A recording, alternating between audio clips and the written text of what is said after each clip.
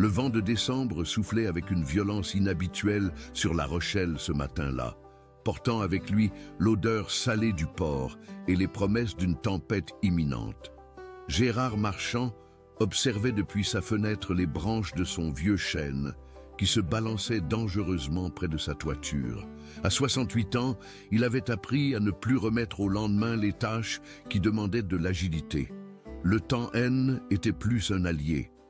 Et cette évidence le frappait chaque matin avec la même mélancolie douce amère.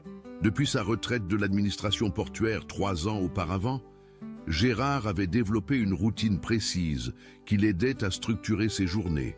Le café à 7 heures, la lecture du journal local, puis l'entretien minutieux de sa maison et de son jardin. Cette demeure, héritée de ses parents, représentait bien plus qu'un simple toit.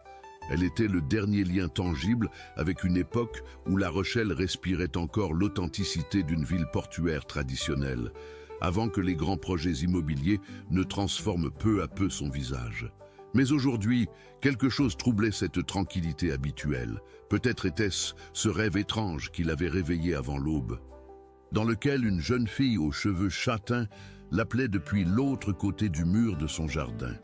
Ou peut-être était-ce simplement cette sensation persistante qui l'habitait depuis quelques jours, comme si quelque chose d'important l'attendait, quelque chose qu'il avait négligé trop longtemps. En enfilant ses vêtements de travail, Gérard laissa son regard errer vers la maison voisine. Cette propriété abandonnée continuait de l'intriguer après toutes ces années. Les volets fermés, le jardin envahi par les ronces, la boîte aux lettres rouillée qui portait encore le nom Moreau, gravé sur une plaque de cuivre ternie. 10 ans. Cela faisait exactement 10 ans que la famille avait disparu du jour au lendemain, laissant derrière elle cette maison silencieuse qui semblait porter le deuil de ses anciens occupants. Luc Moreau avait été un voisin discret, mais chaleureux, ingénieur respecté dans la ville. Il supervisait les grands chantiers du port commercial avec une rigueur que tout le monde lui reconnaissait. Sa femme, Claire, professeure de français au lycée, cultivait les roses avec une passion touchante et saluait toujours Gérard avec un sourire sincère par-dessus la haie mitoyenne. Quant à leur fille Élodie, cette adolescente de 16 ans débordait d'une vitalité contagieuse. Elle rentrait du lycée en fredonnant, transformait le jardin en terrain de jeu pour ses amis et avait cette façon particulière de regarder le monde avec une curiosité bienveillante qui réchauffait le cœur. Puis, un matin d'octobre 2004, plus rien. Le silence S était installé comme un voile opaque. Les autorités avaient expliqué que la famille avait déménagé pour des raisons professionnelles, quelque part dans le sud de la France. Mais cette version officielle n'avait jamais vraiment convaincu Gérard. Pourquoi partir si précipitamment, sans un mot d'adieu? Pourquoi abandonner cette maison qu'il chérissait tant, ces rosiers que Claire soignait comme des enfants? L'escabeau métallique grinça sous son poids, tandis qu'il s'approchait des branches les plus hautes. Le travail était plus exigeant qu'il ne l'avait anticipé, et la proximité des tuiles lui donnait le vertige. Mais Gérard était de cette génération qui ne capitulait pas facilement devant les obstacles. Chaque branche coupée lui procurait une satisfaction simple, celle du devoir accompli malgré le âge qui avançait. C'est en attaquant la dernière section, celle qui menaçait directement la gouttière, qu'il remarqua cette forme étrange, logée dans la fourche du tronc principal. Au premier regard, il pensa à un nid oublié ou à un amas de feuilles mortes. Mais en s'approchant, il distingua nettement un objet rectangulaire enveloppé dans ce qui ressemblait à du plastique transparent, jauni par les années d'exposition aux intempéries. Son cœur se mit à battre plus vite. Il y avait quelque chose de profondément troublant dans cette découverte, comme si cet objet l'attendait depuis des années, patient et silencieux, gardien d'un secret qu'il était temps de révéler. Avec 1000 précautions, Gérard dégagea le paquet de sa cachette végétale. Le plastique se déchira facilement sous ses doigts tremblants, révélant un carnet à spirale dont la couverture rouge délavée portait encore des traces d'une écriture adolescente. Élodie Moreau, Put-il déchiffrer malgré l'encre passée et les taches d'humidité qui parsemaient la couverture? Un frisson le parcourut, mélange d'excitation et d'appréhension. Entre ses mains, il tenait un fragment du passé de cette famille disparue, un témoignage direct de la jeune fille qu'il avait connue et qui, était volatilisée sans explication. De retour dans sa cuisine, Gérard posa délicatement le carnet sur la table et prépara une tasse de thé bien fort. Ses mains tremblaient légèrement, non pas de fatigue, mais de émotion. Il avait l'impression d'être sur le point de violer une intimité sacrée, de pénétrer dans l'univers secret d'une adolescente qui n'avait peut-être jamais imaginé que ses pensées seraient un jour découvertes par un étranger. La première page s'ouvrit avec cette spontanéité particulière aux journaux intimes de jeunes filles. 15 septembre 2004, indiquait la date en haut à droite, tracée de cette écriture ronde et appliquée que Élodie avait perfectionnée au fil de ses années de collège. Papa est encore rentré tard ce soir. Maman a préparé son plat préféré, le coq au vin de grand-mère, mais il l'a à peine touché. Il avait cette expression que je n'aime pas, celle qu'il prend quand quelque chose le tracasse vraiment. Quand je lui ai demandé s'il allait bien, il m'a souri, mais ses yeux restaient tristes. Je crois qu'il a des problèmes au travail. Gérard sentit sa gorge se serrer. Il se souvenait parfaitement de cette période. Luc semblait effectivement préoccupé, lui qui était habituellement si détendu quand il rentrait de ses chantiers. Combien de fois l'avait-il croisé dans son jardin, le regard perdu vers l'horizon? Comme s'il cherchait une réponse à une question qui le tourmentait, les pages suivantes révélaient progressivement l'inquiétude grandissante d'une adolescente face aux changements subtils qui affectaient sa famille. Élodie décrivait avec une perspicacité troublante les tensions qui s'installaient dans sa maison, les conversations qui s'interrompaient brutalement quand elle entrait dans une pièce, les coups de téléphone que son père recevait à des heures tardives et qui le laissaient visiblement bouleversé, l'atmosphère pesante qui épaississait jour après jour. 22 septembre 2004. Il y a eu encore des hommes à la maison aujourd'hui. Je les ai vus par la fenêtre de ma chambre quand je suis rentré du lycée. Ils portaient des costumes sombres et parlaient très bas avec papa dans son bureau. Maman m'a dit d'aller faire mes devoirs et de ne pas les déranger. Mais j'ai entendu des éclats de voix. Papa avait l'air en colère, ce qui ne lui ressemble pas du tout. Après leur départ, maman et lui ont eu une longue discussion dans la cuisine. J'ai essayé d'écouter, mais ils parlaient trop doucement. Gérard tourna la page avec une fascination croissante. Ce journal révélait une face cachée de ses anciens voisins, une dimension qu'il n'avait jamais soupçonnée à l'époque. Luc Moreau, cet homme intègre et respecté, semblait pris dans un engrenage qui le dépassait, et sa fille observait cette transformation avec l'acuité particulière des adolescents. Ces témoins invisibles qui captent souvent mieux que les adultes les subtilités des relations humaines. 30 septembre 2004. Papa a eu une grosse dispute avec quelqu'un au téléphone hier soir. Je ne sais pas qui c'était, mais il répétait sans arrêt « ce n'est pas ce qui était convenu » et « je ne peux pas faire ça ». Sa voix était dure, comme je ne l'avais jamais entendue. Après, il est resté longtemps sur la terrasse à regarder les étoiles. Quand je me suis approché, il m'a serré très fort contre lui et m'a dit qu'il m'aimait. Ça m'a fait peur, parce qu'on aurait dit qu'il me disait au revoir. Les larmes montèrent aux yeux de Gérard. Il revoyait cette soirée avec une netteté saisissante. Il prenait l'air dans son propre jardin quand il avait aperçu la silhouette de Luc sur sa terrasse, immobile comme une statue. Il avait failli l'appeler pour prendre de ses nouvelles, mais quelque chose dans l'attitude de son voisin l'avait retenu. Une tristesse profonde émanait de cette figure solitaire. Une mélancolie si palpable qu'elle avait touché Gérard sans qu'il comprenne pourquoi. Au fil des pages, le portrait d'une famille en détresse se dessinait avec une précision déchirante. Claire Moreau tentait visiblement de préserver une façade de normalité, multipliant les attentions envers sa fille et les activités familiales. Mais Élodie n'était pas dupe. Elle percevait la fragilité croissante de sa mère, ces moments où elle s'arrêtait soudain au milieu d'une tâche ménagère, le regard dans le vague, comme si elle tentait de rassembler ses forces pour affronter une épreuve invisible. 8 octobre 2004. Maman a pleuré dans la buanderie cet après-midi. Elle croyait que je ne l'avais pas vue. Mais je passais devant la porte entr'ouverte. Elle tenait une lettre dans ses mains et sanglotait sans bruit. Quand elle m'a vu, elle s'est essuyé les yeux rapidement et m'a souri. Mais son sourire était tout cassé. J'aimerais pouvoir l'aider, mais je ne sais pas comment. J'ai l'impression qu'il se passe quelque chose de grave et que mes parents essaient de me protéger. Mais leur protection me fait encore plus peur que la vérité. Gérard dut s'interrompre dans sa lecture. Et l'émotion était trop forte, trop immédiate. Il avait l'impression d'assister en direct à la désintégration silencieuse d'une famille qu'il avait côtoyée sans rien voir, sans rien comprendre. Comment avait-il pu passer à côté de cette souffrance qui se déroulait juste à côté de chez lui? Comment avait-il pu ignorer les signaux de détresse que ce journal révélait avec une clarté aveuglante? Il se leva pour arpenter sa cuisine, le carnet serré contre sa poitrine.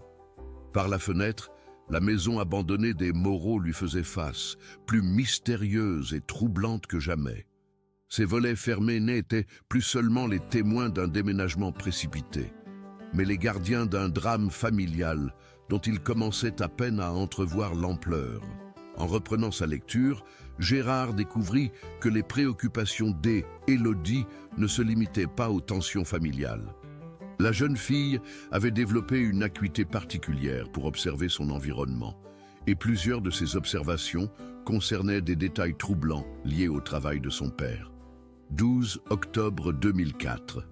Papa travaille sur le nouveau quai commercial, celui qui doit accueillir les gros cargos l'année prochaine. Hier, il a ramené des plans à la maison et les a étalés sur la table de la salle à manger.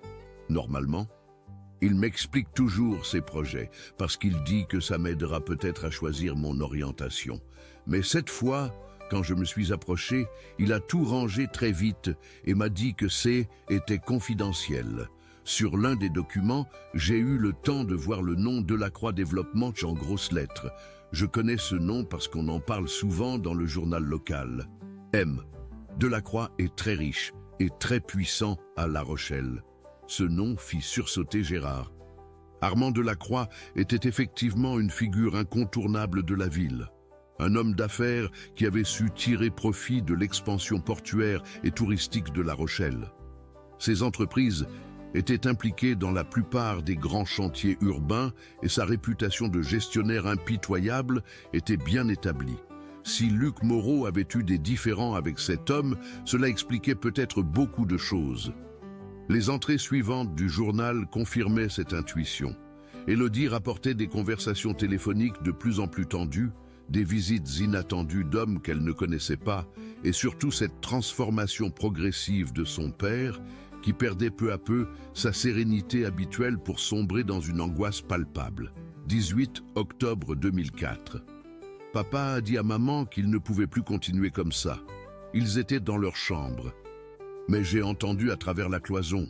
Ils répétaient « Ils veulent que je ferme les yeux sur des choses inacceptables ». Maman lui répondait de penser à nous, à notre avenir. Papa a dit qu'il pensait justement à nous et que c'est pour ça qu'il ne pouvait pas accepter. Sa voix était très fatiguée, comme s'il portait un poids énorme. Gérard sentait la tension monter à chaque page tournée. Le drame se précisait, prenait forme, révélait ses contours implacables. Luc Moreau était manifestement confronté à un dilemme moral qui déchirait sa conscience et menaçait l'équilibre de sa famille. Entre l'intégrité professionnelle et la sécurité des siens, il cherchait désespérément une voie qui préserverait les deux, sans réaliser peut-être qu'aucun compromis était possible. La dernière entrée du premier tiers du carnet était datée du 25 octobre 2004, soit quelques jours seulement avant la disparition officielle de la famille. Les mots d'Élodie portaient une gravité nouvelle, comme si elle pressentait que quelque chose d'irréversible était en train de se produire. 25 octobre 2004. Papa m'a emmené me promener sur le port aujourd'hui, juste tous les deux. Il m'a montré les travaux du nouveau quai et m'a expliqué combien C était important pour l'avenir de La Rochelle. Puis, tout à coup, il m'a dit « Ma chérie, tu sais que je t'aime plus que tout au monde. N'est-ce pas ?» Je lui ai répondu que oui, bien sûr, mais ça m'a inquiété parce qu'il avait les larmes aux yeux. Il a ajouté « Quoi qu'il arrive, souviens-toi que tout ce que je fais, c'est pour protéger notre famille. » Parfois, les adultes doivent prendre des décisions difficiles, même quand elles font mal. J'ai essayé de lui demander ce qu'il voulait dire, mais il m'a juste serré contre lui sans répondre. Le silence de sa cuisine semblait s'épaissir autour de Gérard, tandis qu'il refermait doucement le carnet. Ses mains tremblaient imperceptiblement. Non pas de froid, mais d'une émotion profonde qui le submergeait par vagues successives. Ce qu'il venait de lire dépassait largement ce qu'il avait imaginé en découvrant ce journal caché dans les branches de son chêne. Il ne s'agissait plus simplement de la nostalgie d'une famille disparue, mais d'un témoignage direct sur des événements qui avaient manifestement échappé à l'attention des autorités à l'époque. Il se dirigea vers sa fenêtre et contempla une fois de plus la maison voisine. Cette propriété abandonnée prenait maintenant une dimension différente dans son esprit. Elle était plus seulement le symbole d'un départ précipité, mais potentiellement le théâtre d'un drame familial dont il commençait à peine à entrevoir la complexité. Les volets fermés lui semblaient dissimuler des secrets bien plus lourds qu'il ne l'avait jamais supposé. L'après-midi touchait à sa fin quand Gérard prit une décision qui allait transformer sa paisible retraite en quête obsédante de vérité. Il ne pouvait pas garder cette découverte pour lui seul. Ce journal représentait peut-être la clé d'une énigme qui hantait La Rochelle depuis 10 ans, et il se devait de le porter à la connaissance des autorités compétentes. Alain Dubois dirigeait le commissariat central depuis bientôt 15 ans. Gérard l'avait croisé à plusieurs reprises lors de réunions de quartier, et il gardait le souvenir d'un homme méticuleux et patient. Qualités indispensables pour exercer son métier dans une ville portuaire où les affaires de contrebande et de trafic divers nécessitaient des enquêtes particulièrement minutieuses. Si quelqu'un pouvait donner du sens à cette découverte, était bien lui. Le commissariat était situé dans l'un des bâtiments administratifs du centre-ville, non loin du vieux port touristique. En s'y rendant, Gérard croisa ces lieux familiers qui prenaient soudain une résonance nouvelle. La mairie où travaillaient des fonctionnaires qui avaient peut-être été témoins des événements évoqués dans le journal, les bureaux des entreprises de travaux publics qui collaboraient avec Delacroix, les cafés où les rumeurs circulaient et se transformaient au gré des conversations. L'accueil du commissariat baignait dans cette atmosphère feutrée particulière aux administrations en fin de journée. Quelques policiers préparaient la relève du soir, tandis que des citoyens attendaient patiemment d'être reçus pour des démarches de routine. Gérard expliqua à l'agent d'accueil qu'il souhaitait rencontrer l'inspecteur Dubois au sujet de la famille Moreau. Et ces simples mots suffirent à capter l'attention du fonctionnaire.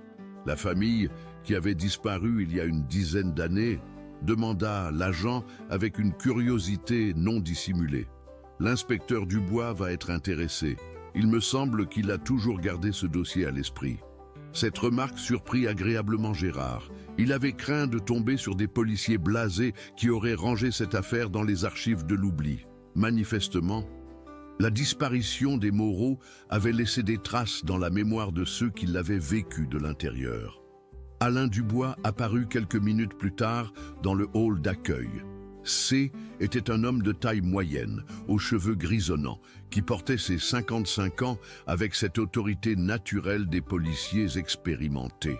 Son regard, d'une acuité remarquable, se posa immédiatement sur le carnet que Gérard tenait contre lui, comme s'il avait deviné instinctivement l'importance de cet objet. « Monsieur Marchand, c'est bien cela ?» dit-il en lui tendant une main ferme. « Vous venez me voir au sujet des Moreau. Cela fait longtemps que personne ne m'a parlé de cette famille. » Le bureau de l'inspecteur reflétait la personnalité de son occupant, fonctionnel, mais non dépourvu de chaleur humaine, avec ses photos de famille qui rappelaient que derrière l'uniforme se cachait un homme comme les autres. attaché aux siens et sensible aux drames qui touchaient des familles qu'il était amené à côtoyer dans l'exercice de ses fonctions. Je dois vous avouer, monsieur Marchand, que l'affaire Moreau m'a toujours laissé un goût d'inachevé, confessa Dubois en s'installant derrière son bureau. À l'époque, nous avons mené une enquête de routine sur une disparition présumée, mais les éléments dont nous disposions ne permettaient pas d'aller très loin. La famille avait officiellement déménagé, nous avions quelques témoignages qui confirmaient cette version, et l'affaire s'est rapidement refermée, mais je n'ai jamais été totalement convaincu par cette explication. Cette confidence encouragea Gérard à raconter sa découverte avec tous les détails qui lui semblaient pertinents.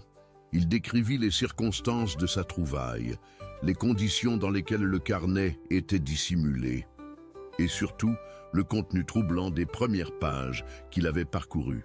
Dubois, elle, écoutait avec une attention soutenue, prenant quelques notes et posant de temps en temps des questions précises qui révélaient sa connaissance approfondie du dossier. « Puis-je examiner ce journal ?» demanda finalement l'inspecteur en tendant la main vers le carnet. Les pages jaunies craquaient légèrement sous les doigts expérimentés du policier.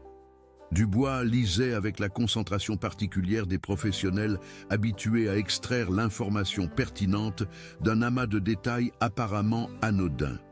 De temps en temps, il levait les yeux vers Gérard et hochait la tête, comme s'il retrouvait dans ses témoignages de Élodie, elle, écho de ses propres interrogations d'alors. Cette histoire de pression exercée sur Luc Moreau correspond effectivement à des éléments que nous avions relevés à l'époque, admit-il après un long silence. Nous avions eu connaissance de tensions liées à son travail, mais nous n'avions pas pu les documenter précisément. Les témoignages étaient contradictoires, et certaines personnes que nous souhaitions interroger s'étaient montrées particulièrement évasives. L'inspecteur se dirigea vers une armoire métallique et en sortit un dossier cartonné portant la mention « Moreau, famille, 2004 ». L'épaisseur du document était décevante. Quelques dizaines de pages seulement pour une enquête qui avait duré plusieurs semaines. Dubois sembla lire dans ses pensées. « C'est exactement ce que vous pensez », dit-il avec une pointe d'amertume. « Ce dossier est anormalement mince pour une affaire de cette importance. À l'époque, j'ai été plusieurs fois confronté à des obstacles qui m'ont empêché d'approfondir certaines pistes. Des témoins qui se rétractaient, des documents qui disparaissaient, des ordres venus d'en haut qui nous demandaient de nous concentrer sur d'autres priorités. » Cette révélation fit frissonner Gérard. Il découvrait l'existence d'un niveau de complexité qu'il n'avait pas soupçonné, des ramifications qui dépassaient largement le cadre d'une simple enquête de disparition. Si des pressions avaient été exercées sur la police elle-même, cela signifiait que des intérêts puissants étaient en jeu. Des intérêts suffisamment importants pour justifier une intervention dans le cours normal de la justice. « Qu'est-ce qui vous a le plus intrigué à l'époque ?» demanda Gérard en se penchant vers l'inspecteur. Dubois feuilleta quelques pages de son dossier avant de répondre. Plusieurs choses, en réalité. D'abord, la rapidité avec laquelle cette famille s'est volatilisée. Luc Moreau était un homme méthodique, organisé, qui ne prenait jamais de décisions importantes sans une préparation minutieuse. L'idée qu'il ait pu organiser un déménagement en quelques jours me semblait totalement incompatible avec sa personnalité. L'inspecteur marqua une pause, comme s'il hésitait à révéler des informations confidentielles. Puis, il sembla prendre une décision et poursuivit sa confidence. Ensuite, il y a eu ces témoignages contradictoires. Certains voisins affirmaient avoir vu la famille charger une camionnette de déménagement un matin d'octobre.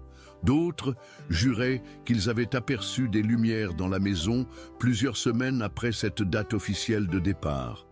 Une vieille dame, Madame Lavigne, qui habitait de l'autre côté de la rue, prétendait même avoir vu Élodie passer devant chez elle au mois de novembre. Mais elle était considérée comme peu fiable à cause de ses troubles de mémoire. Cette information bouleversa Gérard. Madame Lavigne habitait effectivement en face de chez les Moreau, et malgré ses 80 ans, elle gardait une vivacité d'esprit remarquable. Si elle affirmait avoir vu la jeune fille après la date officielle de départ, Peut-être méritait-elle plus de crédit qu'on ne lui en avait accordé à l'époque. Et qu'est-ce qui vous a empêché d'approfondir ces témoignages? Insista Gérard. Le visage de Dubois se ferma légèrement. Des consignes de hiérarchie. On m'a fait comprendre que cette affaire ne justifiait pas une mobilisation excessive de nos moyens et qu'il fallait nous concentrer sur des dossiers plus urgents. Quand j'ai insisté pour interroger certaines personnes, notamment des collègues de travail de Luc Moreau, on m'a signifié que ces démarches risquaient de créer des complications diplomatiques avec les entreprises partenaires de la ville. Ces derniers mots résonnèrent douloureusement dans l'esprit de Gérard. Il découvrait l'existence de pressions qui dépassaient largement le cadre de son imagination de citoyen ordinaire.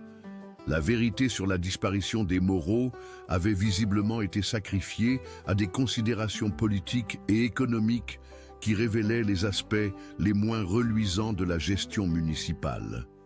Dubois referma le dossier et le posa devant lui avec un geste qui trahissait sa frustration persistante.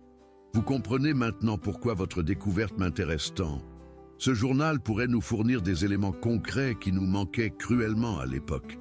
Si Élodie a consigné des détails précis sur les pressions subies par son père, nous tenons peut-être enfin des preuves exploitables. L'inspecteur se leva et se dirigea vers la fenêtre de son bureau, qui donnait sur la place principale de La Rochelle. Le crépuscule commençait à envelopper la ville d'une lumière dorée et les premiers réverbères s'allumaient dans les rues commerçantes. Cette tranquillité apparente contrastait cruellement avec les révélations qui venaient d'être échangées dans ce bureau. « Il faut que vous sachiez une chose, monsieur Marchand, » reprit Dubois sans se retourner. « Si nous décidons de rouvrir cette enquête sur la base de votre découverte, nous allons probablement nous heurter aux mêmes obstacles qu'en 2004. Les personnes qui avaient intérêt à étouffer cette affaire n'ont sans doute pas disparu et leur motivation reste probablement intacte. » Cette mise en garde fit réfléchir Gérard. Il n'avait pas envisagé les conséquences personnelles de sa démarche, trop absorbé par l'émotion de sa découverte et le désir de rendre justice à la mémoire de ses anciens voisins. Mais maintenant qu'il prenait conscience des ramifications de l'affaire, il mesurait les risques qu'il prenait en s'engageant dans cette voie. « Qu'est-ce que vous me conseillez ?» demanda-t-il d'une voix légèrement altérée par l'inquiétude. Dubois se retourna et le regarda droit dans les yeux. « Je vais être honnête avec vous. En tant que policier, je ne peux que vous encourager à nous confier ce journal pour que nous menions une enquête approfondie. C'est notre devoir. Et c'est probablement la seule chance de faire enfin la lumière sur cette disparition. Mais en tant qu'homme qui a déjà été confronté aux obstacles que nous risquons de rencontrer, je dois vous avertir que cette démarche ne sera pas sans conséquence pour vous. » Le silence qui suivit cette déclaration était chargé d'une tension palpable. Gérard réalisait qu'il se trouvait à un carrefour de sa propre existence. Il pouvait choisir de rentrer chez lui, ranger ce journal dans un tiroir et reprendre le cours tranquille de sa retraite. Ou bien, il pouvait accepter de s'engager dans une quête de vérité dont l'issue était incertaine, mais qui rendrait peut-être justice à la mémoire d'une famille injustement oubliée. « Inspecteur Dubois, » dit-il finalement, avec une détermination qui le surprit lui-même, « je ne peux pas faire comme si je n'avais rien trouvé. Cette famille était mes voisins. Et j'ai l'impression de leur devoir au moins ça. Si ce journal peut aider à comprendre ce qui leur est arrivé, alors il faut l'utiliser. » Un sourire discret éclaira le visage du policier. « J'espérais que vous diriez cela, mais je veux que vous compreniez bien dans quoi nous nous engageons.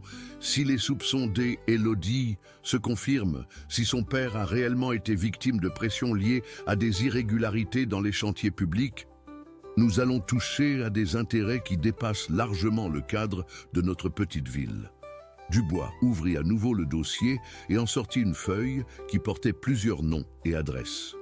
Voici la liste des personnes que nous avions interrogées en 2004. Certaines ont déménagé, d'autres sont décédées, mais quelques-unes vivent encore à La Rochelle. Avec les nouveaux éléments que nous apporte ce journal, il serait intéressant de les recontacter. Peut-être accepteront-elles maintenant de nous dire des choses qu'elles avaient préféré taire à l'époque. En parcourant cette liste, Gérard reconnut plusieurs noms familiers. Il y avait notamment Julien Moreau, le frère cadet de Luc, qui dirigeait une petite entreprise de plomberie dans la périphérie de la ville. Gérard l'avait croisé plusieurs fois depuis la disparition de sa famille, et il avait toujours eu l'impression que cet homme portait un fardeau particulier, une tristesse qui allait bien au-delà du chagrin normal d'avoir perdu contact avec des proches. « J'aimerais que nous commencions par lui », suggéra Gérard en posant le doigt sur le nom de Julien. Il m'a toujours semblé qu'il en savait plus qu'il ne voulait bien le dire. Et maintenant que nous avons ce journal, peut-être sera-t-il plus enclin à se confier. Dubois approuva cette proposition. Excellente idée. Julien Moreau était effectivement l'une des personnes les plus réservées lors de nos interrogatoires. Il se contentait de confirmer la version officielle du déménagement, mais j'avais senti qu'il retenait des informations importantes. Ils convinrent de se retrouver le lendemain matin pour rendre visite ensemble à Julien Moreau. Cette approche conjointe permettrait de donner un caractère officiel à leur démarche tout en conservant l'aspect humain que représentait la présence de Gérard, ancien voisin de la famille disparue. En quittant le commissariat, Gérard ressentait un mélange d'appréhension et d'excitation. Pour la première fois depuis des années, il avait l'impression de participer à quelque chose d'important, de contribuer à une cause qui dépassait ses préoccupations quotidiennes.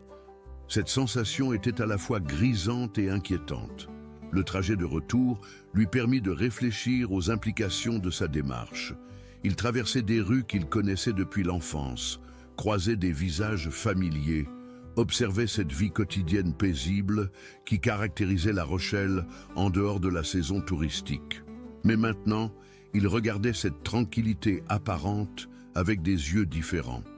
Combien de secrets se dissimulaient derrière ces façades bourgeoises? Combien de drames familiaux restaient enfouis sous le vernis des conventions sociales? De retour chez lui, il prépara un dîner frugal qu'il prit devant sa fenêtre, face à la maison abandonnée des Moreau. Cette propriété silencieuse prenait une dimension de plus en plus troublante dans son esprit. Il l'imaginait habité par les fantômes de ses anciens occupants, peuplé de souvenirs heureux, brutalement interrompus par des événements qu'il commençait seulement à entrevoir. Après le repas, il reprit le journal des Élodie pour poursuivre sa lecture. Les pages suivantes révélaient une escalade dans la tension familiale qui le bouleversa profondément. La jeune fille décrivait avec une précision déchirante la transformation de ses parents, leur anxiété croissante, leur tentative désespérée de préserver une apparence de normalité pour ne pas l'inquiéter. 27 octobre 2004. Maman a fait semblant d'être malade aujourd'hui pour ne pas aller au lycée. Mais je sais qu'elle n'était pas vraiment malade. Elle avait cette expression qu'elle prend quand elle essaie de ne pas pleurer devant moi. Papa est parti très tôt ce matin avec une valise. Et quand j'ai demandé où il allait, maman m'a dit qu'il avait une formation professionnelle.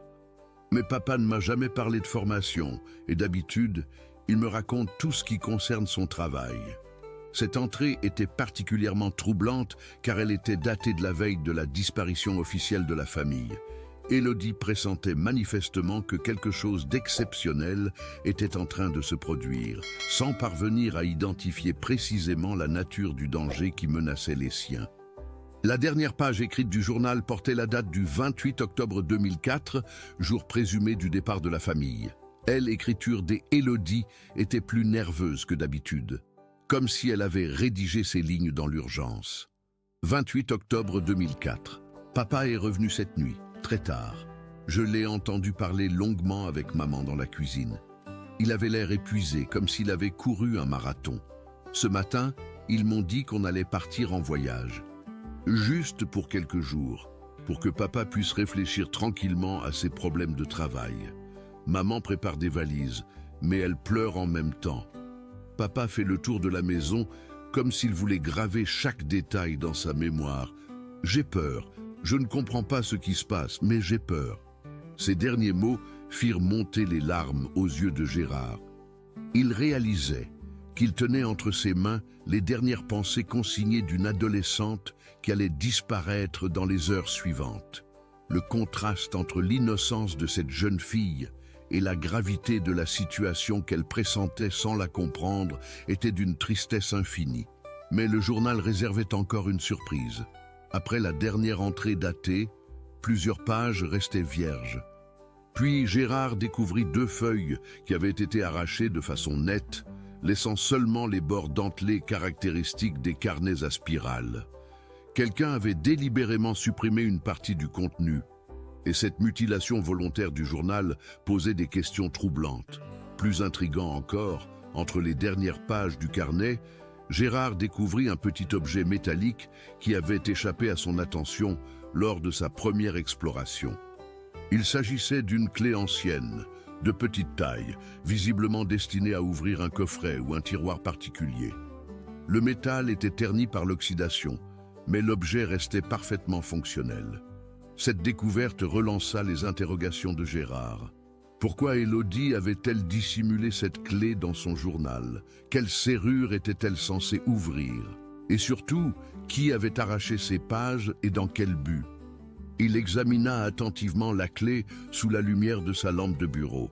Elle était d'un modèle assez standard, mais portait néanmoins quelques caractéristiques distinctives qui pourraient permettre de l'identifier. Une série de petites rayures sur la tige suggérait qu'elle avait été utilisée régulièrement, et le bout était légèrement usé par les insertions répétées dans une serrure. En tournant et retournant cet objet entre ses doigts, Gérard se remémora les dernières phrases qu'il avait lues dans le journal. Élodie mentionnait que son père faisait le tour de la maison comme pour en graver chaque détail dans sa mémoire. Peut-être avait-il confié quelque chose à sa fille. Peut-être lui avait-il remis cette clé avec des instructions particulières qu'elle avait préféré ne pas consigner par écrit. Cette hypothèse le ramena à l'une des observations d'Élodie concernant des documents que son père aurait cachés dans un endroit secret.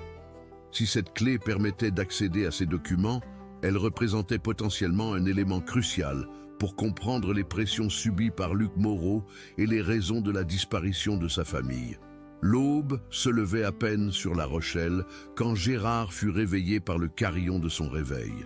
Il avait mal dormi, hanté par les révélations du journal d'Élodie et par l'impatience de poursuivre cette enquête improvisée qui donnait soudain un sens nouveau à sa retraite.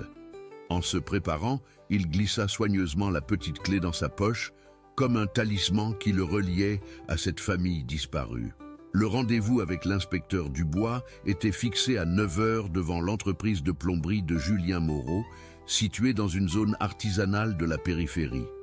En s'y rendant, Gérard traversa des quartiers qu'il connaissait moins, ces extensions modernes de la ville qui abritaient les activités économiques éloignées du centre touristique.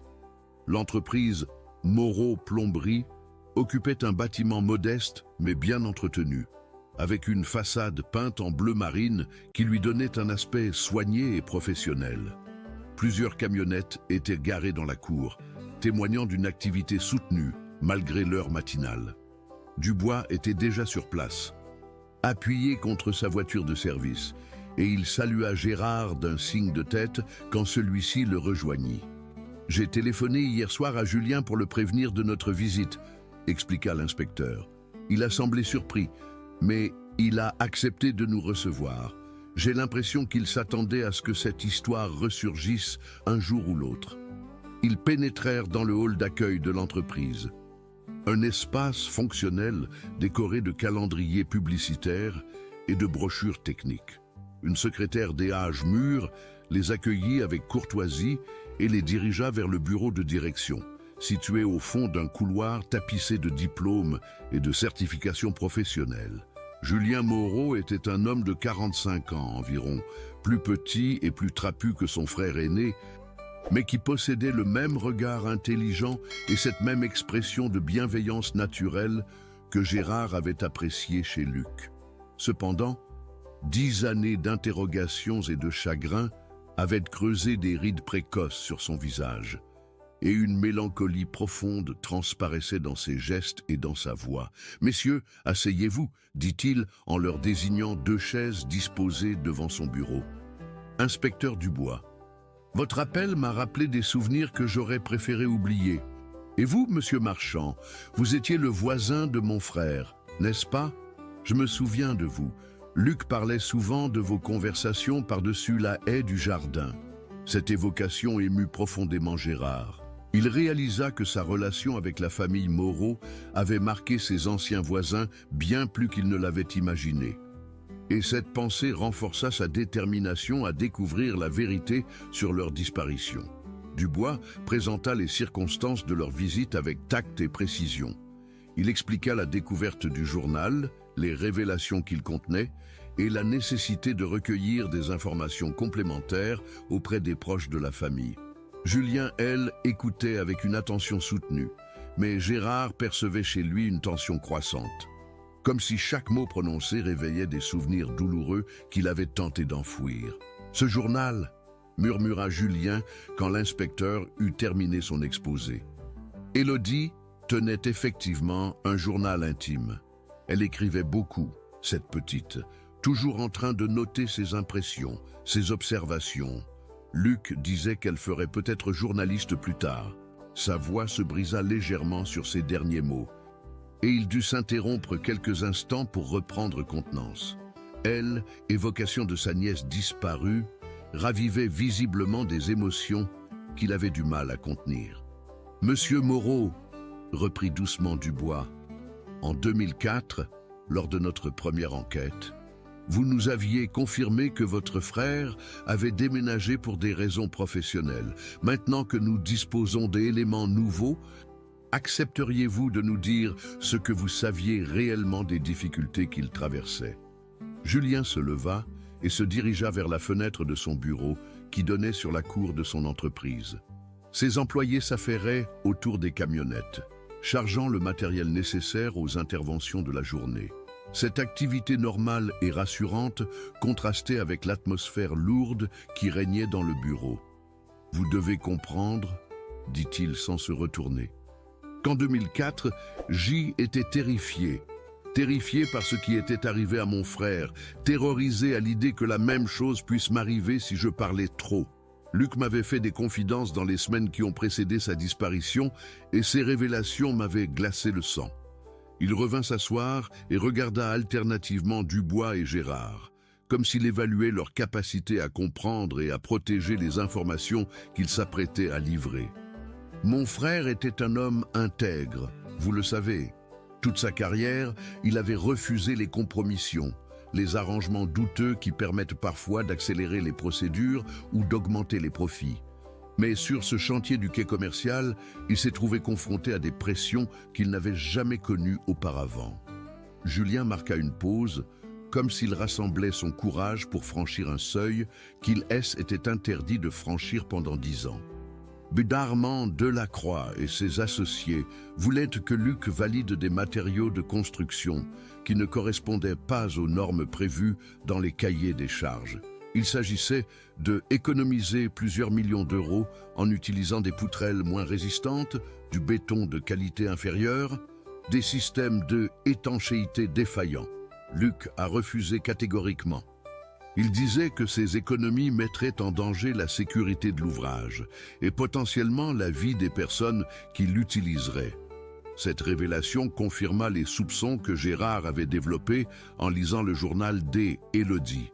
Luc Moreau avait été confronté à un dilemme moral qui opposait sa conscience professionnelle aux intérêts financiers de ses employeurs. Et ce conflit avait visiblement pris des proportions dramatiques. « Qu'est-ce qui s'est passé quand il a maintenu son refus ?» demanda Dubois en prenant des notes dans son carnet. Le visage de Julien se durcit. Les pressions ont changé de nature. Au début, on lui proposait des compensations financières substantielles. Puis on lui a fait comprendre que son refus pourrait nuire à sa carrière, que d'autres ingénieurs moins scrupuleux seraient ravis de prendre sa place. Enfin, quand il est devenu évident qu'il ne céderait pas, les menaces ont pris un tour plus personnel. Quel genre de menaces ? Insista l'inspecteur. Julien hésita longuement avant de répondre. On lui a fait savoir que sa famille pourrait avoir des problèmes. Des accidents peuvent arriver si facilement, surtout quand on a une fille adolescente qui rentre seule du lycée tous les soirs. Claire pourrait avoir un malaise en conduisant sa voiture. Les freins des véhicules tombent parfois en panne de façon inexplicable. Ces détails firent frémir Gérard. Il découvrait l'existence d'un niveau de menace qui dépassait tout ce qu'il avait pu imaginer. Les pressions exercées sur Luc Moreau, N, étaient pas seulement professionnelles ou financières, elles visaient directement la sécurité de sa famille, transformant un simple conflit de travail en véritable chantage. « Et qu'est-ce que votre frère a décidé de faire face à ces menaces ?» poursuivit Dubois. Au début, il a pensé qu'il pourrait résister, qu'il trouverait des alliés dans l'administration pour dénoncer ces pratiques. Il a constitué un dossier complet avec des photographies, des analyses techniques, des témoignages d'ouvriers. Il comptait porter cette affaire devant les autorités compétentes et devant la presse. Julien s'interrompit et son regard se voila de tristesse. Mais très vite, il s'est rendu compte qu'il était isolé. Ses supérieurs hiérarchiques refusaient de le recevoir. Les journalistes qu'il contactait ne donnaient pas suite à ses sollicitations, et même certains de ses collègues commençaient à l'éviter. Il avait l'impression de lutter contre un système trop puissant pour lui. Cette description correspondait parfaitement aux observations consignées par Élodie dans son journal. La jeune fille avait perçu avec une acuité remarquable l'isolement progressif de son père et l'angoisse qui en résultait pour toute la famille. « C'est à ce moment-là qu'il est venu vous voir ?» demanda Gérard. « Exactement. C était quelques jours avant sa disparition. Il était épuisé, désespéré, mais toujours déterminé à ne pas céder aux pressions. Il m'a dit qu'il avait trouvé une solution, qu'il allait mettre sa famille à l'abri le temps que les choses se calment, et qu'ensuite il ferait éclater la vérité au grand jour. Quelle était cette solution ? S'enquit Dubois avec une curiosité évidente. Julien secoua la tête avec amertume. Il ne me l'a jamais dit précisément. Il parlait de contacts qu'il avait noués, de personnes qui pourraient l'aider, mais il restait très vague. J'ai eu l'impression qu'il ne voulait pas m'impliquer davantage dans cette affaire, pour ne pas mettre ma propre famille en danger. Cette révélation ouvrait de nouvelles perspectives sur la disparition des Moreau. Plutôt qu'un enlèvement ou un accident, elle prenait l'aspect d'une fuite organisée, d'une tentative désespérée de Luc pour protéger les siens, en attendant de pouvoir révéler la vérité sur les irrégularités qu'il avait découvertes. « Avez-vous eu des nouvelles de votre frère après sa disparition officielle ?» demanda Dubois en relevant les yeux de son carnet. Cette question sembla particulièrement difficile pour Julien. Il resta silencieux pendant de longues secondes, luttant visiblement contre des émotions contradictoires. Finalement, il ouvrit un tiroir de son bureau et en sortit une enveloppe jaunâtre qu'il posa devant les deux hommes. « J'ai reçu ceci 6 mois après leur départ », dit-il d'une voix altérée. Une lettre sans adresse d'expéditeur, postée depuis Marseille, à l'intérieur, et quelques mots manuscrits de Luc me demandant de ne pas m'inquiéter, de faire confiance et d'attendre, rien d'autre. Dubois examina attentivement l'enveloppe et la lettre qu'elle contenait. L'écriture correspondait effectivement à celle de Luc Moreau, et le cachet postal était authentique. Cette découverte modifiait considérablement les données du problème.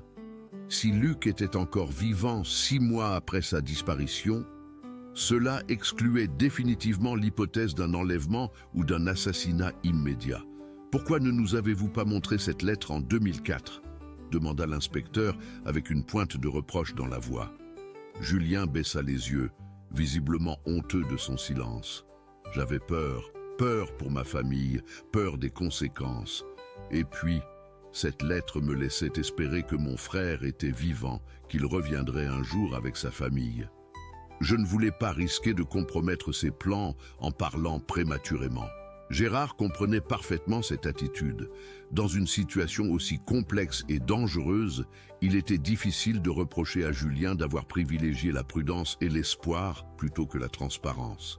Mais 10 années s'étaient écoulées sans aucune nouvelle, et cette lettre prenait maintenant une signification différente. « Avez-vous d'autres éléments qui pourraient nous aider à comprendre ce qui s'est passé ?» demanda Dubois en rangeant soigneusement la lettre dans son dossier. Julien réfléchit quelques instants avant de répondre. Il y a une chose qui m'a toujours intrigué. Quelques semaines avant sa disparition, Luc m'a demandé s'il pouvait utiliser l'atelier de mon entreprise pour des travaux personnels. Il est venu plusieurs soirs avec des outils de précision, des appareils de mesure que je ne connaissais pas. Il s'enfermait pendant des heures, et quand je lui demandais ce qu'il faisait, il me répondait évasivement qu'il préparait quelque chose d'important. Cette information éveilla immédiatement l'intérêt de Gérard. Il repensa à la petite clé qu'il avait trouvée dans le journal d'Élodie et se demanda si les travaux de Luc dans l'atelier de son frère pouvaient être liés à cette découverte. Cet atelier existe-t-il encore ? se demanda-t-il avec un excitement non dissimulé. Bien sûr, répondit Julien. Je n'y ai pratiquement rien changé depuis.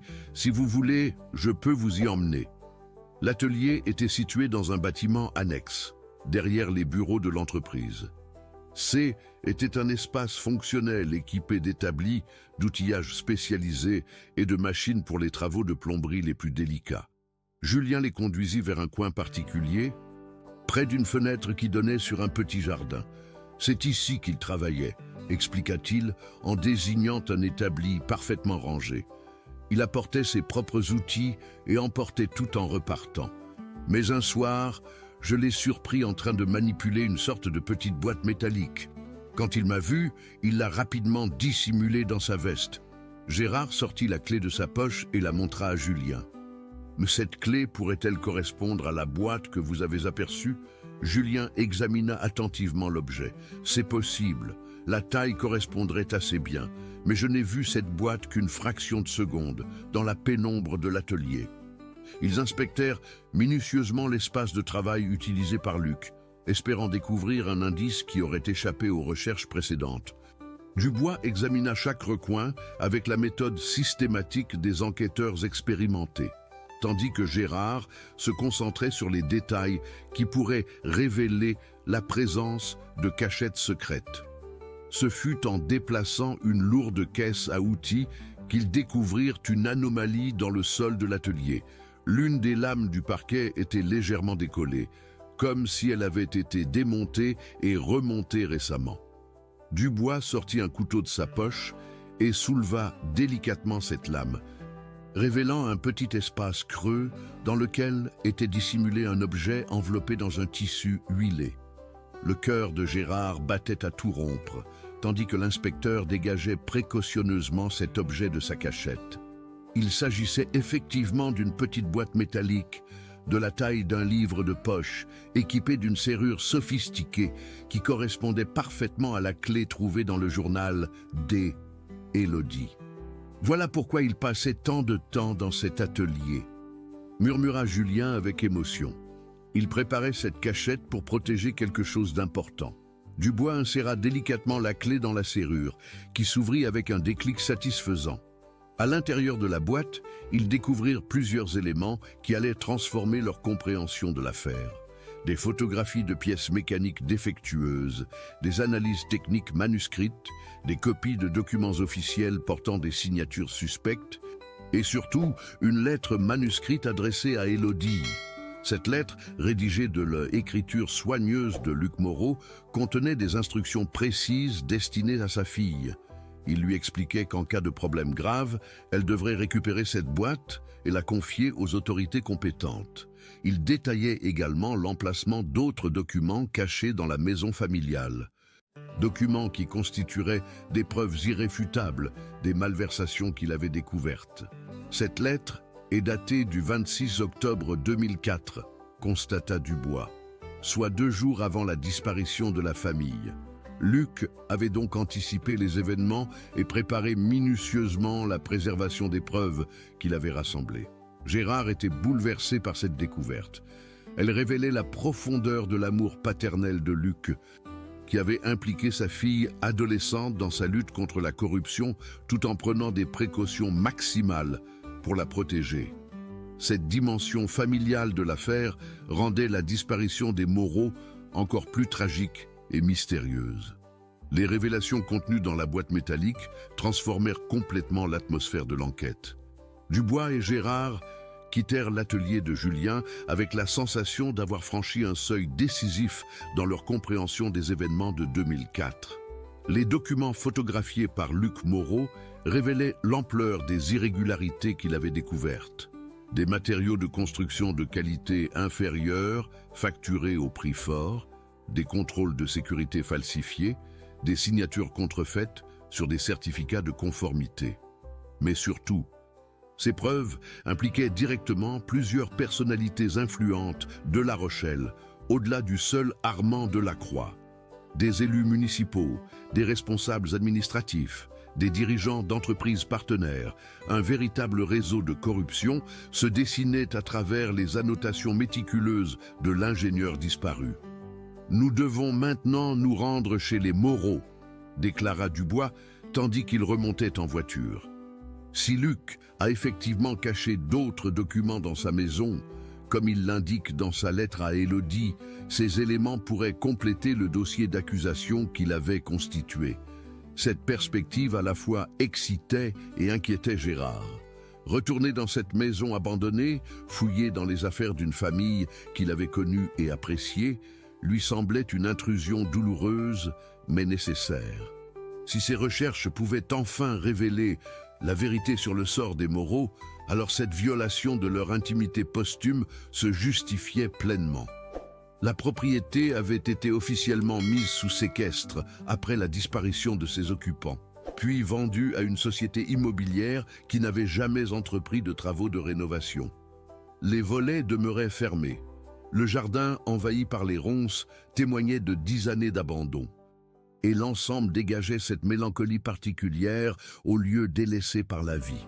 Dubois avait obtenu une autorisation judiciaire pour pénétrer dans les lieux, démarche facilitée par la découverte des nouveaux éléments. Le magistrat instructeur, contacté en urgence, avait immédiatement saisi l'importance de ces révélations et donné son accord pour une perquisition approfondie. En poussant la porte d'entrée, dont la serrure avait été changée par les nouveaux propriétaires, Gérard fut submergé par une vague de émotions contradictoires.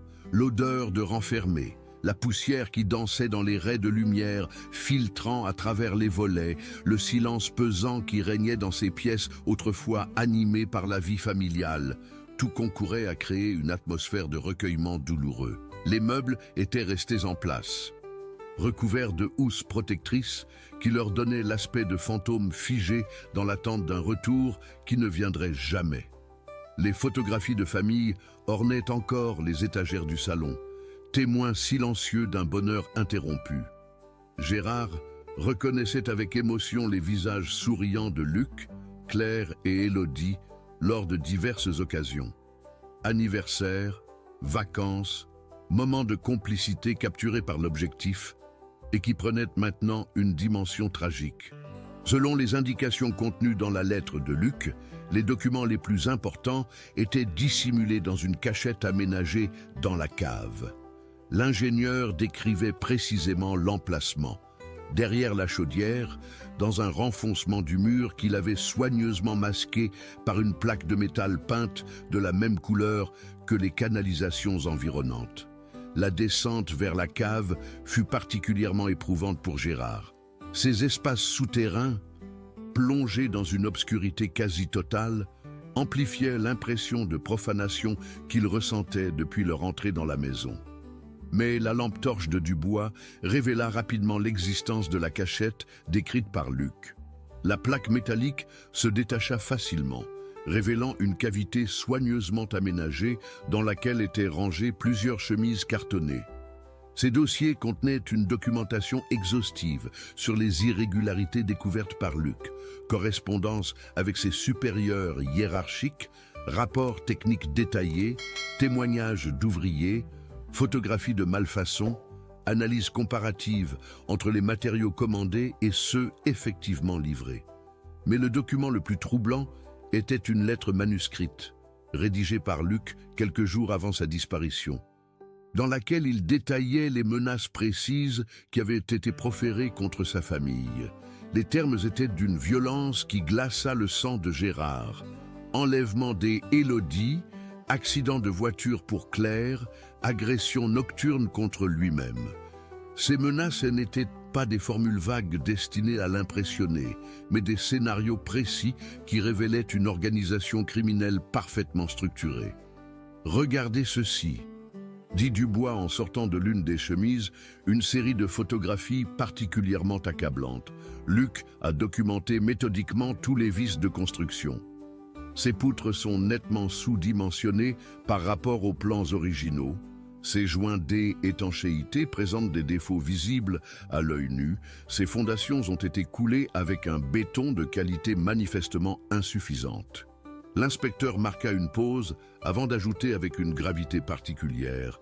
Si ce quai commercial avait été mis en service dans ces conditions, nous aurions risqué des accidents majeurs, des effondrements partiels, des infiltrations d'eau de mer, des ruptures de structures sous la charge des navires. Luc Moreau a peut-être sauvé des vies en refusant de valider ses travaux.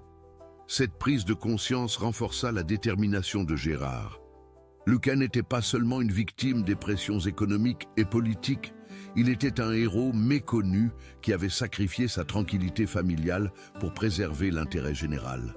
Cette dimension héroïque de son combat donnait une noblesse particulière à leur quête de vérité. En remontant de la cave, ils découvrirent dans le bureau de Luc d'autres éléments troublants. Le carnet d'adresse de l'ingénieur contenait les coordonnées de plusieurs journalistes spécialisés dans les affaires de corruption, ainsi que celles d'associations de défense des lanceurs d'alerte. Ces contacts révélaient que Luc avait tenté de constituer un réseau de soutien pour porter son combat sur la place publique. Plus intriguant encore, ils trouvèrent dans un tiroir fermé à clé une correspondance avec un avocat parisien spécialisé dans les affaires de corruption politique. Cette correspondance datait des semaines précédant la disparition de la famille, et l'avocat y détaillait une stratégie judiciaire pour protéger Luc contre d'éventuelles représailles, tout en maximisant l'impact médiatique de ces révélations. Cet avocat vit peut-être encore, observa Dubois en notant soigneusement ses coordonnées. Il pourrait nous éclairer sur les derniers projets de Luc et sur les circonstances exactes de sa disparition.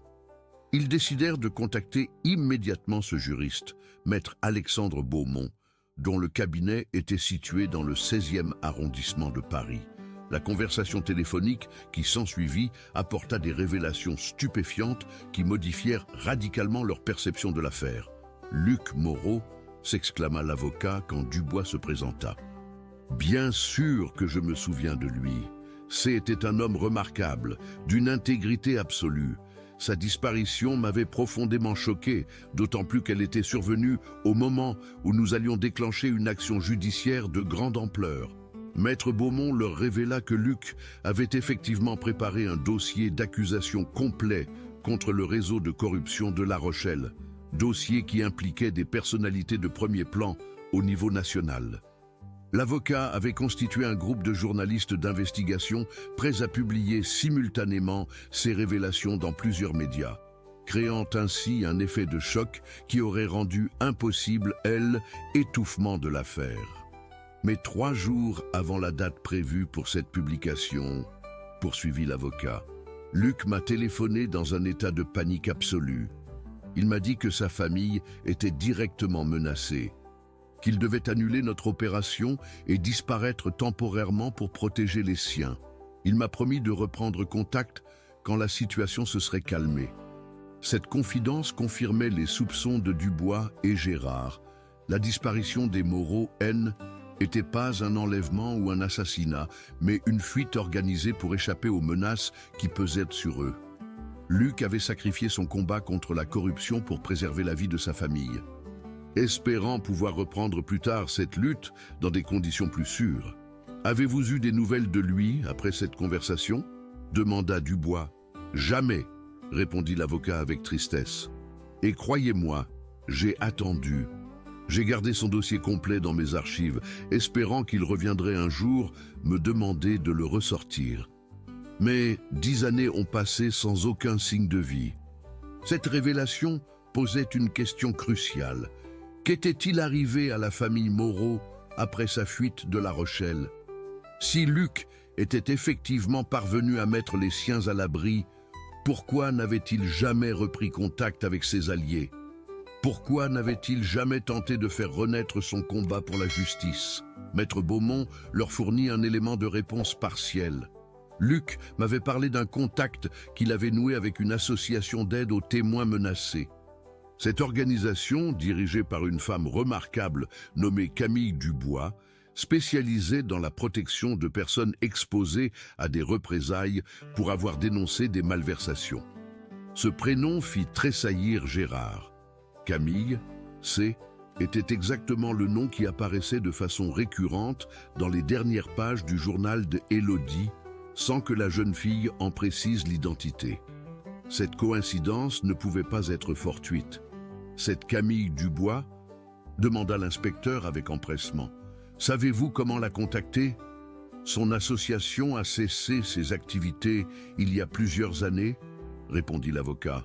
Mais je crois savoir qu'elle vit maintenant dans le sud de la France, du côté de Montpellier. Je peux essayer de retrouver ses coordonnées actuelles, si cela peut vous aider. Cette piste ouvrait des perspectives nouvelles qui redonnèrent espoir à Gérard. Si Camille Dubois avait effectivement aidé la famille Moreau à disparaître, elle détenait peut-être la clé du mystère de leur sort actuel. Peut-être était-il encore vivant, caché quelque part sous de nouvelles identités, attendant que le danger éloigne définitivement pour reprendre une vie normale. En fin d'après-midi, ils reçurent un appel de Maître Beaumont qui avait réussi à localiser Camille Dubois. Celle-ci dirigeait maintenant une petite association d'aide aux victimes dans la banlieue de Montpellier, et elle avait accepté de les recevoir dès le lendemain si l'affaire était vraiment urgente. Le voyage vers Montpellier se déroula dans un silence pensif. Gérard et Dubois étaient conscients qu'ils approchaient du dénouement de cette enquête qui avait bouleversé leurs existences respectives. Les paysages du sud de la France défilaient par la fenêtre du train, baignés de cette lumière dorée, si différente de l'atmosphère parfois mélancolique de La Rochelle. Camille Dubois les reçut dans les locaux de son association, un ancien presbytère reconverti en centre d'accueil situé dans un quartier populaire de Montpellier. Était une femme d'une soixantaine d'années, aux cheveux blancs et au regard d'une intelligence perçante, qui dégageait cette autorité naturelle des personnalités habituées à affronter les situations difficiles. « La famille Moreau », dit-elle après que Dubois eut exposé l'objet de leur visite. « Bien sûr que je me souviens d'eux. Comment pourrais-je les oublier? Ils sont arrivés chez nous dans un état de détresse absolue, terrorisés par les menaces qui pesaient sur eux, mais déterminés à préserver leur unité familiale malgré l'adversité. » Elle les invita à s'asseoir dans son bureau, une pièce chaleureuse décorée de photos témoignant de ses années d'engagement auprès des personnes en difficulté. Puis elle leur raconta une histoire qui dépassa toutes leurs espérances et leurs craintes. Luc était un homme exceptionnel, commença-t-elle avec émotion. Il avait réussi à rassembler des preuves accablantes contre un réseau de corruption qui impliquait des dizaines de personnes influentes. Mais quand les menaces contre sa famille sont devenues précises et imminentes, il a fait le choix douloureux de renoncer temporairement à son combat pour sauver ceux qu'il aimait. Camille Dubois leur expliqua comment son association avait organisé la disparition de la famille Moreau. De faux papiers d'identité avaient été confectionnés, permettant à Luc de devenir Laurent Mercier, à Claire de prendre le nom de Caroline et à Élodie de se transformer en Émilie. Une nouvelle vie leur avait été organisée dans une petite ville du Lot, où Luc avait retrouvé un emploi d'ingénieur dans une entreprise de travaux publics respectueuse de l'éthique professionnelle. Au début, tout se passait bien, poursuivit Camille. Ils avaient réussi à s'adapter à leur nouvelle existence. Élodie épanouissait dans son nouveau lycée. Claire avait retrouvé un poste d'enseignante. Luc m'appelait régulièrement pour me tenir au courant de leur situation et me demander des nouvelles de La Rochelle. Il espérait qu'avec le temps, les pressions s'atténueraient et qu'il pourrait reprendre son combat pour la justice. Mais le visage de Camille s'assombrit quand elle aborda la suite de son récit. Malheureusement, leurs poursuivants ont fini par retrouver leurs traces. Nous ne savons pas comment. peut-être grâce à des complicités dans l'administration, peut-être par négligence de notre part. Toujours est-il qu'au bout de 18 mois, Luc a reçu des signes indiquant qu'ils avaient été localisés. Gérard sentit son cœur se serrer. Il pressentait que la fin de cette histoire ne correspondrait pas aux retrouvailles heureuses qu'il avait espérées. « Que s'est-il passé alors ?» demanda-t-il d'une voix altérée par émotion. Camille Dubois prit une profonde inspiration avant de poursuivre. Luc a pris une décision dramatique. Plutôt que de remettre sa famille en danger en tentant une nouvelle fuite, il a choisi de se sacrifier pour les protéger définitivement. Il a organisé sa propre disparition, laissant croire à ses poursuivants qu'il était mort, tout en confiant Claire et Élodie à un réseau de protection encore plus efficace que le nôtre. Cette révélation bouleversa complètement Gérard et Dubois. Ils découvraient que le mystère de la disparition des Moreau était encore plus complexe qu'ils ne l'avaient imaginé, impliquant une série de sacrifices et de renoncements qui révélaient la profondeur de l'amour paternel de Luc. « Claire et Élodie sont-elles encore vivantes ?» demanda Dubois avec une émotion contenue. Le sourire qui éclaira le visage de Camille apporta la réponse qu'ils espéraient. Non seulement elles sont vivantes, mais elles vont bien. Claire a refait sa vie avec un homme remarquable qui connaît toute leur histoire et les protège comme s'il s'agissait de sa propre famille. Élodie a maintenant 26 ans. Elle a terminé ses études et travaille comme journaliste d'investigation. Elle a hérité de la détermination de son père et se consacre à la défense des lanceurs d'alerte. Cette nouvelle réchauffa le cœur de Gérard.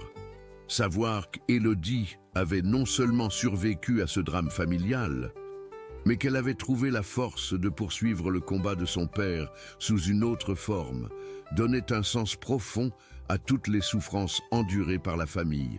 « Et Luc ?» demanda-t-il dans un souffle. Le visage de Camille se voila de tristesse. Luc a tenu sa promesse de protection jusqu'au bout. Il a organisé sa disparition de telle façon que ses ennemis le croient définitivement neutralisé. Officiellement, Laurent Mercier est mort dans un accident de montagne dans les Pyrénées il y a 8 ans. Mais officieusement, elle marqua une pause chargée d'émotion avant d'ajouter « Officieusement, il vit sous une 3e identité dans un petit village des Alpes où il travaille comme conseiller technique pour une coopérative agricole. Il ne peut pas reprendre contact avec sa famille sans les remettre en danger. Mais il veille sur elles à distance. Et elles savent qu'il est vivant. » Cette révélation finale submergea Gérard d'une vague d'émotions contradictoires, soulagement de savoir que la famille Moreau avait survécu, admiration pour le courage et l'abnégation de Luc, tristesse de réaliser qu'il ne pourrait probablement jamais se retrouver véritablement. « Pourrions-nous transmettre un message à Élodie ?» demanda-t-il après un long silence. « J'aimerais qu'elle sache que son journal a permis de découvrir la vérité et que la mémoire de son père sera honorée. » Camille Dubois hocha la tête avec bienveillance. « Je pense que cela lui ferait énormément plaisir. Elle n'a jamais oublié La Rochelle et les gens qui y ont connu sa famille. Savoir que la vérité a enfin éclaté la réconciliera peut-être avec cette période douloureuse de sa vie. » L'épilogue de cette histoire se déroula quelques semaines plus tard, quand Dubois et Gérard reçurent une lettre manuscrite signée Émilie Mercier, mais qui portait indiscutablement la trace de l'écriture de Élodie Moreau. Cette lettre, d'une émotion saisissante, remerciait les deux hommes pour leur persévérance et leur courage. « Grâce à vous, » écrivait la jeune femme, « le sacrifice de mon père prend enfin tout son sens. Les preuves qu'il avait rassemblées et que vous avez découvertes permettront peut-être d'obtenir justice pour toutes les victimes de cette corruption. Quant à moi, je continuerai son combat sous une autre forme, en donnant la parole à ceux qui risquent tout pour dire la vérité. » La lettre se terminait par ces mots qui résumaient parfaitement l'esprit de cette famille extraordinaire. « Papa m'a appris que la vérité finit toujours par triompher. Même si elle doit emprunter des chemins détournés et douloureux, vous venez de lui donner raison. Les révélations de cette enquête provoquèrent un séisme dans le milieu politique et économique de La Rochelle. Plusieurs personnalités furent mises en examen. Des entreprises firent l'objet d'enquêtes approfondies et le quai commercial fut entièrement reconstruit selon les normes de sécurité appropriées. La mémoire de Luc Moreau fut officiellement honorée par la municipalité, qui donna son nom à une rue proche du port. Quant à Gérard, cette aventure avait transformé sa paisible retraite en engagement citoyen. Il devint président d'une association de défense des lanceurs d'alerte, perpétuant ainsi l'héritage de son ancien voisin. Chaque matin, en prenant son café devant sa fenêtre, il regardait vers la maison des Moreau avec une émotion différente. Cette propriété N était plus le symbole d'une disparition mystérieuse, mais le témoignage d'un amour familial qui avait triomphé de toutes les adversités. Le journal des Élodies trôna désormais dans son salon, non plus comme une relique du passé, mais comme un symbole d'espoir pour l'avenir. Car cette histoire prouvait que même dans les situations les plus désespérées, l'amour et la vérité finissent toujours par tracer un chemin vers la lumière. Cette histoire vous a ému? Elle nous rappelle que derrière chaque mystère se cache souvent une vérité profondément humaine, faite d'amour, de sacrifice et de courage. Si ce récit a touché votre cœur, n'hésitez pas à le partager avec vos proches. Abonnez-vous à notre chaîne pour découvrir d'autres histoires vraies qui révèlent la beauté et la complexité de l'âme humaine. Laissez-nous un commentaire pour nous dire quelle émotion vous a le plus marqué dans cette enquête bouleversante. Votre engagement nous encourage à continuer de donner la parole à ceux qui, comme la famille Moreau, ont choisi la vérité malgré le prix à payer.